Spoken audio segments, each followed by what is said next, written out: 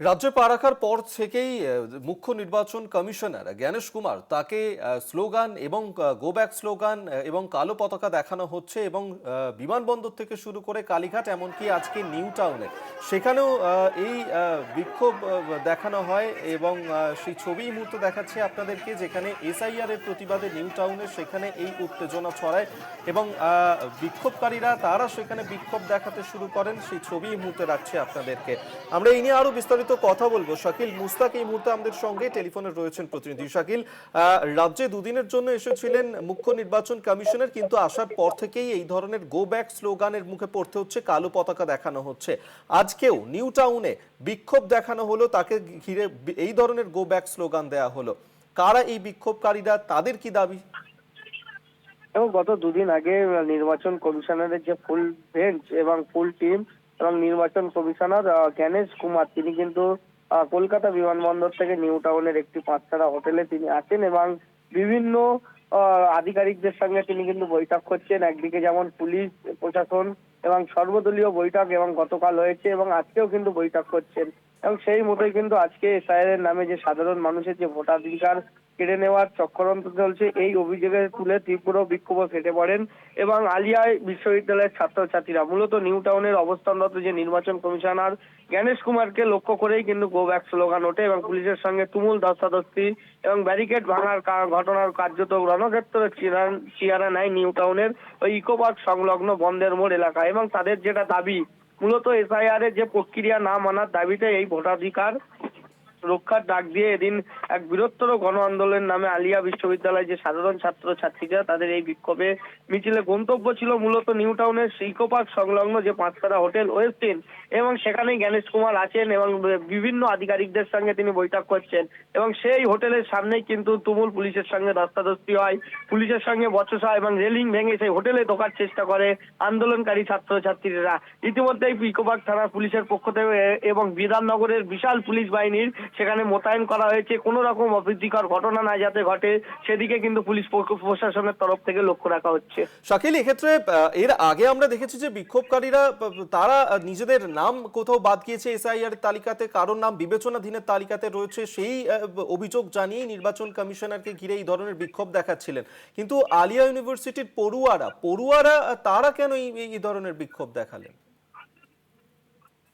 দেখো, একদমই গত পরশুদিন যখন নির্বাচন কমিশনার এই জ্ঞানেশ কুমার এয়ারপোর্ট কলকাতা বিমানবন্দর থেকে নিউ টাউনের যে পাঁচতারা ওয়েস্টিন হোটেল সেখানে আসছিলেন এবং রাস্তার দুধারে দেখা গেছিল রাজারহাট নিউ টাউন বিধানসভার বিধায়ক তাপস চট্টোপাধ্যায়ের নেতৃত্বে কিন্তু একাধিক মানুষকে নিয়ে কিন্তু কালো পতাকা দেখানো হয়, গো ব্যাক স্লোগান দেওয়া হয় এবং তারা দাবি করছিল যে তাদের নাম কিন্তু বিচারাধীন অবস্থায় আছে, তাদের অনেকেরই নাম বাদ দেওয়ার চেষ্টা করা হচ্ছে এবং এটা ষড়যন্ত্র করা হচ্ছে এবং সেই অভিযোগ একই অভিযোগ তুলে আলিয়া বিশ্ববিদ্যালয়ের ছাত্রছাত্রীরা তাদেরও অনেকেরই কিন্তু নাম বিচারাধীন অবস্থায় আছে এমনটাই কিন্তু তারা অভিযোগ তুলছে এবং যে চক্রান্ত করা হতে পারে বলে এমনটাই কিন্তু তারা মনে করছে। সেই প্রতিবাদেই এই যে জ্ঞানেশ কুমার ওয়েস্টিন হোটেল নিউ টাউনের যে পাঁচতারা হোটেলে আছে তার গেটের বাইরে কিন্তু তারা বিক্ষোভ দেখাচ্ছেন এবং গো ব্যাক স্লোগান এবং কালো পতাকা দেখাচ্ছেন।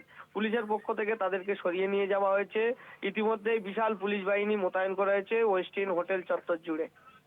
শাকিল, তুমি আমাদের সঙ্গে থাকো। এই মুহূর্তে দর্শকদেরকে তিনটে ছবি দেখাচ্ছি, যেখানে দক্ষিণেশ্বর, কালীঘাট এবং নিউ টাউন, যেখানে বিক্ষোভের মুখে পড়তে হয় মুখ্য নির্বাচন কমিশনার জ্ঞানেশ কুমারকে।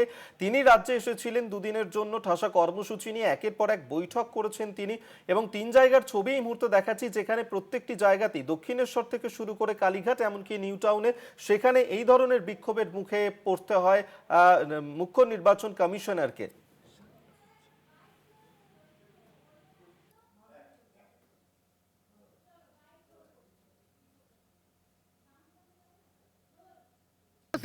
রক্তাক্ত করেছে, এর জবাব দিতে হবে। জ্ঞানেশ কুমারের দালালি করছে বিজেপি, দালালি করছে জ্ঞানেশ কুমার, এর মাধ্যমে বিজেপি সরকার বাংলাকে দখল করার অপচেষ্টা চালাচ্ছে।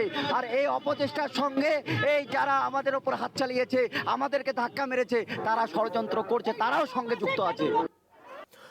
আমরা শুনলেন বিক্ষোভকারীরা কি বলছেন। আমরা আবারও কথা বলার চেষ্টা করব। শাকিল মুস্তাক আমাদের সঙ্গে টেলিফোনে রয়েছেন প্রতিনিধি। শাকিল, আজকেই মুখ্য নির্বাচন কমিশনার তার এ রাজ্য ছেড়ে যাওয়ার কথা, দুদিনের কর্মসূচি সেরে, এবং সেক্ষেত্রে যেভাবে এই নিউ টাউনে হোটেলের বাইরে এই ধরনের বিক্ষোভ চলছে, তিনি কি সেখানে এই হোটেল থেকে রওনা হতে পেরেছেন, নাকি এখনো পর্যন্ত সেখানে এই বিক্ষোভ চলছে? কি পরিস্থিতি? দেখো, সকাল থেকে কিন্তু দফায় দফায় বিক্ষোভ দেখাচ্ছিল।